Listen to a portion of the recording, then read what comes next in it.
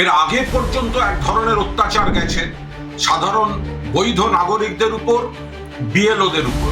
এখন 85 বা তার বেশি বয়স তাদের নোটিশ দিচ্ছে।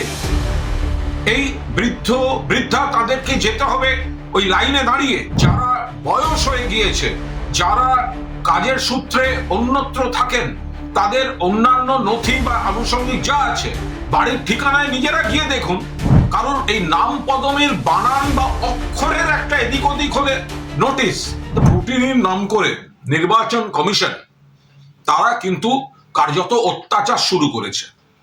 এর আগে পর্যন্ত এক ধরনের অত্যাচার গেছে সাধারণ বৈধ নাগরিকদের উপর, বিএলওদের উপর।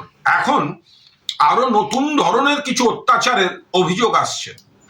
প্রথমে বলা হয়েছিল যাদের বয়স 85, 88, 85 উপরে তাদের নোটিশ দিয়ে ডাকা হবে না। তাদের কাছে কমিশন গিয়ে যদি প্রয়োজন হয় দেখা করবে, সমীক্ষা করবে। কিন্তু এখন দেখা যাচ্ছে 85 বা তার বেশি বয়স তাদের নোটিশ দিচ্ছে। এই বৃদ্ধা তাদেরকে যেতে হবে ওই লাইনে দাঁড়িয়ে। এই ধরনের নোটিশ শুরু হয়েছে, তারা পাচ্ছেন সেই নোটিশ। একাধিক অভিযোগ আসছে, এটা হচ্ছেটা কি? আর এমন কিছু কারণ এসব বিভিন্ন নোটিশ গেছে যার রয় পদবী ROY notice, Mukherjee JEEJI notice.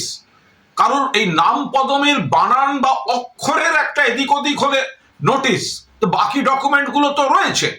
আবার এরম অভিযোগও আসছে কারোর কেউ হয়তো বাইরে চাকরি করেন, প্রবাসে থাকে, সেই বাবা মা সমস্ত নোটিশ জিনিসপত্র দিচ্ছেন, মানে নোটিশের উত্তরে যে এই তথ্য, এই নথি।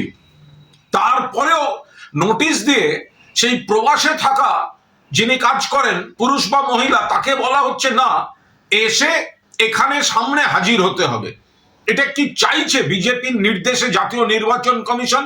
বাংলার জন্য নতুন নতুন ফতোয়া, বাংলার জন্য নতুন নতুন অত্যাচার একসঙ্গে বাঙালি এর জবাব দেবে ভোটের সময়।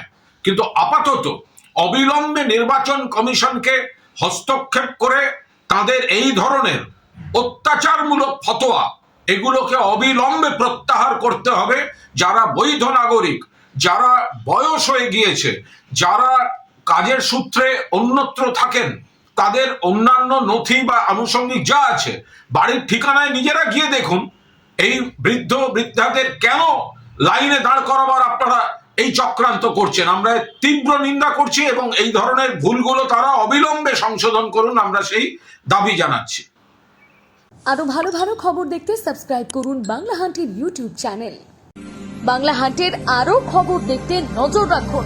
বাংলা খবর মানেই বাংলা হান্ট।